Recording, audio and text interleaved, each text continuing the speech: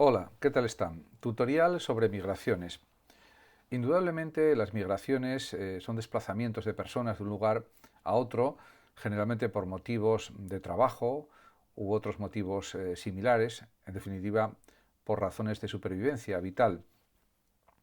Se puede estudiar, por ejemplo, también la evolución de la migración en España y especialmente tras la Guerra Civil, que terminó en el año 1939, muchos españoles tuvieron que emigrar pues a Hispanoamérica, a Francia, a otros países y tuvieron que vivir como una condición prácticamente de refugiados o de exiliados. Es el caso incluso de filósofos como José Gaos, David García Vaca y otros muchos intelectuales que tuvieron que emigrar, exiliarse, podríamos decir más exactamente, a México, Venezuela, Colombia y otros países hispanoamericanos. Realmente esto tuvo una continuación en los años 60 del siglo XX, fundamentalmente por la escasez de trabajo en España y muchísimos españoles tuvieron que emigrar a países europeos como Bélgica, Francia, Alemania, Reino Unido, Italia, etcétera. También a principios del siglo XXI se ha invertido el flujo de las migraciones y España se ha convertido en país de acogida para inmigrantes, tanto latinoamericanos y africanos como de otros continentes. Fundamentalmente, claro, por motivos económicos y también ha acogido pues, a refugiados, etcétera. Realmente buscan las personas que vienen a España la calidad de vida y también, por supuesto, el buen clima que disfrutamos en España. Aunque últimamente, con el calentamiento global y la sequía continua, pues es un clima más bien caluroso, sobre todo en el sur, básicamente. En cualquier caso, analizando ya de forma más general y más teórica el fenómeno de las migraciones, pues cabe decir que son desplazamientos de personas de un lugar a otro, siempre que impliquen cambio de residencia. Un migrante se denomina emigrante en su lugar de origen e inmigrante en el lugar de acogida. También cabe distinguir entre la migración temporal, que es la que se realiza para quedarse solo un tiempo en el lugar de destino por razones de trabajo, y la migración permanente, que supone el traslado definitivo de la persona que emigra al país de acogida. Las migraciones son tan antiguas como la historia de la humanidad. Se puede decir que hasta inicios del siglo XIX o del siglo XX, los países más desarrollados promovían la migración con el fin de colonizar nuevas tierras. En la actualidad, en cambio, son los países menos desarrollados los que ven cómo su población emigra hacia otros lugares en busca de mejores oportunidades, en definitiva, en búsqueda de una vida de calidad o de mínima calidad al menos. Los motivos son muy variados por los que una persona puede abandonar su lugar de origen. Algunos lo hacen, la mayor parte, en busca de trabajo, otros para reunirse con sus familiares.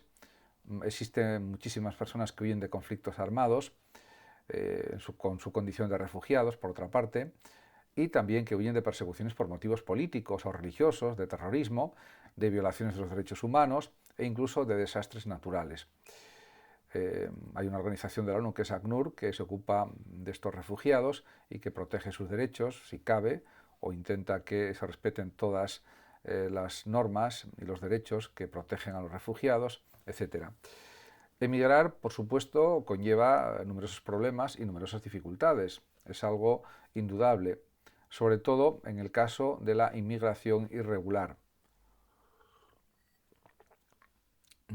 También hay que decir que existe a veces muchísima desesperación generada por situaciones como la pobreza endémica o los conflictos bélicos y es entendible que miles de personas se vean empujadas como vía de escape a pues, ir a otros países, básicamente para buscar la seguridad y también es cierto que existen mafias, organizaciones criminales que se aprovechan de los inmigrantes o de los emigrantes y esta situación es especialmente dramática o terrible para aquellos que optan por la vía marítima, ya que ponen en riesgo su propia vida.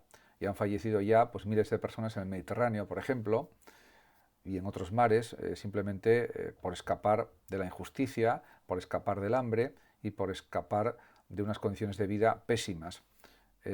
Por tanto, aquí hay una asignatura pendiente para todos los países europeos y para los países desarrollados, que es ayudar económicamente a los países que están en la pobreza para que salgan de la misma y, por tanto, para que los que quieran puedan emigrar, pero en condiciones óptimas y no de esta forma. Por otra parte, también es necesario insistir en que la realidad con la que se encuentran los inmigrantes es muy dura, ya que se enfrentan a obstáculos de difícil resolución, porque además existen muchos prejuicios y estereotipos étnicos y desavenencias relativas a costumbres, hábitos culturales, y se podrían añadir otros problemas. Por ejemplo, en los casos de situación irregular, pues estas personas se sitúan fuera de la legalidad, lo que les supone la repatriación y verse excluidos de derechos y servicios asistenciales básicos. Por otra parte, también hay dificultades de incorporación al mercado laboral, encontrar una vivienda digna y cubrir todas las necesidades de subsistencia. Además, la existencia de redes que trafican con personas fomentan la explotación laboral, sexual de ciertos colectivos de personas inmigrantes, algo que no se puede consentir y que está penalizado por las leyes. En cuanto a la inmigración y la emigración en España, pues cabe decir que la inmigración ha crecido en nuestro país desde finales de la década de 1990. Hay cerca del 10% de la población censada que ha nacido en el extranjero. Y esto tiene unas consecuencias, como por ejemplo que el flujo de inmigrantes permite que, a pesar de la baja natalidad de los españoles, que ha caído un 29% en la última década, hay un crecimiento demográfico de España que es positivo.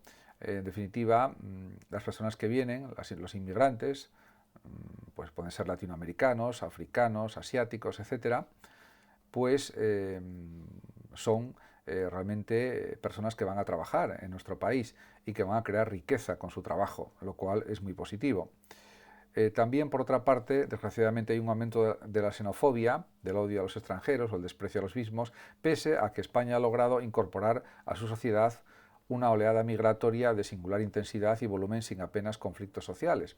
Pero esa xenofobia se nota en el ambiente, a pesar de que han sido bien acogidos las personas que han venido de África, de Latinoamérica y de Asia, por ejemplo. En cuanto pues, a documentos que se podrían traer a colación para comentar un poco más estas cuestiones, pues me voy a centrar en 3 documentos.